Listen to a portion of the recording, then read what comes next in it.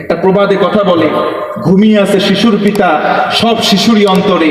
ওরা আজকে কিশোর, ওরা আজকে এক প্রকার শিশু, ওরা একদিন ভবিষ্যতে বড় বড় কর্ণধার হবে, ওরা একদিন খালিদ বিন ওয়ালিদের মতো হবে, ওরা একদিন হযরত ওমরের মতো হবে। কথা বলেন ঠিক কিনা?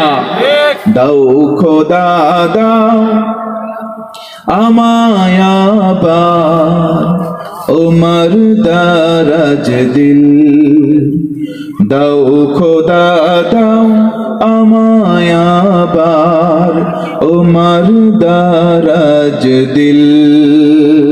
ওমরের মতো দারাজ দিল, এইরকম একজন কর্ণধর সমাজে আসলে গোটা সমাজের দৃশ্যপটটা পরিবর্তন হয়ে যাবে। চিৎকার করে আল্লাহু আকবার।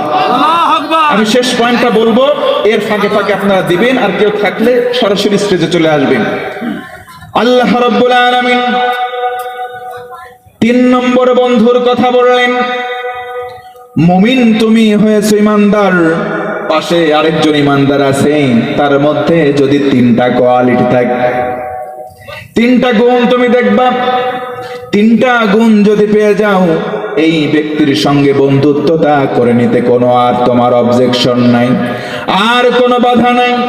এই ব্যক্তি তোমার বন্ধু। 3 নম্বর গুণ হলো অহুম রাকিউন, তারা হলো বিনয়ী, তারা হলো নম্র, তারা হবে ভদ্র। তার মানে ভদ্র মানুষ ছাড়া অভদ্র কখনো আমাদের বন্ধু হতে পারে না। আমার ভাইরা লক্ষ্য করেন, নম্র ভদ্র কেমন করে হব? আহমদ ইবনে হাম্বল রাহমাতুল্লাহি আলাইহি তার জামানায় তিনি একদিন বাড়ি থেকে বের হয়ে দূরে চলে গেলেন, লম্বা সফরে চলে গেলেন। সফরে যাওয়ার পর একটা মসজিদে তিনি এশার সালাত আদায় করলেন। মসজিদের মুয়াজ্জিন এবার দরজা বন্ধ করবে। মসজিদের মুয়াজ্জিনকে বললেন, ও ভাই, রাত্রি যাপন করতে চাই। মসজিদের মধ্যে মুয়াজ্জিন ডেকে বলে, কোনো অনুমতি নেই, অন্য কোথাও চলে যাও। মসজিদ বন্ধ করে দেওয়া হলো। আহমদ ইবনে হাম্বল বের হলেন, রাস্তা দিয়ে বাজারের মধ্যে চলে গেলেন। দেখলেন সব দোকান বন্ধ, একটা দোকান টিপ টিপ করে জ্বলে, সেখানে আগুন জ্বালিয়ে একটা যুবক রুটি বিক্রি করতে আছে সারা রাত। দাঁড়িয়ে পড়লেন, ডেকে বললেন, যুবক ভাই, তোমার কাছে আমি একটু বসবো, শীতের রাত্রিতে একটু আগুন তাপাবো।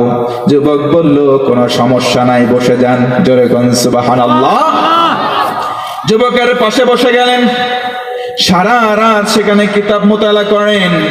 আর লক্ষ্য করে দেখেন, একটু পর পর বিনয় অবনত চিত্তে যুবকটা রুটি গড়ায়, রুটির খামির তৈরি করে, আর পরে আস্তাগফিরুল্লাহ। আবার যখন রুটিটা বেলে তখন বলে আস্তাগফিরুল্লাহ। আবার যখন চুলায় দেয় পরে আস্তাগফিরুল্লাহ। আবার যখন রুটিটা তুলে ফেলে বিক্রি করার সময় পরে আস্তাগফিরুল্লাহ। টাকা গ্রহণ আস্তাগফিরুল্লাহ, টাকাটা রাখে আস্তাগফিরুল্লাহ। আস্তাগফিরুল্লাহ বলে কার কাছ থেকে আশ্রয় চায়? আল্লাহর কাছে। সবাই বলেন, কার কাছে? আল্লাহর কাছে।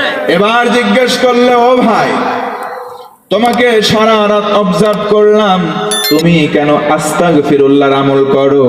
মুস্কি একটা হাসি দিয়ে বলে, কি আগন্তুক, তোমাকে আমি চিনি না। আমি শুধু বিনয় হই কার কাছে? আল্লাহর কাছে। আল্লাহর কাছে বিনয় হওয়ার কারণে, তার কাছে ভুল স্বীকার করার কারণে আমি আমার মন দিয়ে যে দোয়া করি, আমার আল্লাহ সেই সব দোয়া কবুল করে নেয়। আমার সব দোয়া কবুল। তবে মনের মধ্যে একটা বড্ড কামনা, একটা দোয়া আমার কবুল হয় না। আমার মনের মধ্যে, দিলের মধ্যে একটা তামান্না, আমি এই জামানার শ্রেষ্ঠ মুহাদ্দিস আহমদ ইবনে হাম্বল, তাকে একটু স্বচক্ষে দেখে তার থেকে দোয়া নিতে চাই। কতদিন দোয়া করি, এই দোয়াটা আমার আল্লাহ কবুল করেন। এবার আহমদ ইবনে হাম্বল তার বুকে টেনে নিলেন, সুবহানাল্লাহ পড়ে, দেখে বললেন, আর তার কাছে যাওয়ার দরকার নাই।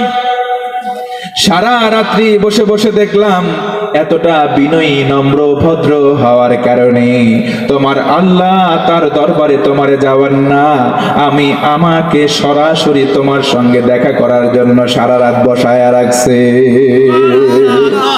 এজন্য আল্লাহর কাছে বিনয় হওয়া লাগবে, আল্লাহর কাছে নম্র হওয়া লাগবে। এই নম্র ভদ্র গুণের অধিকারী হবে যারা, মুমিন হয়ে আমাদের বন্ধু হবে তারা। আল্লাহ আমাদের 3 শ্রেণীর মানুষকে বন্ধু হওয়ার তৌফিক দান করুক। আওয়াজ করে পড়েন আমিন।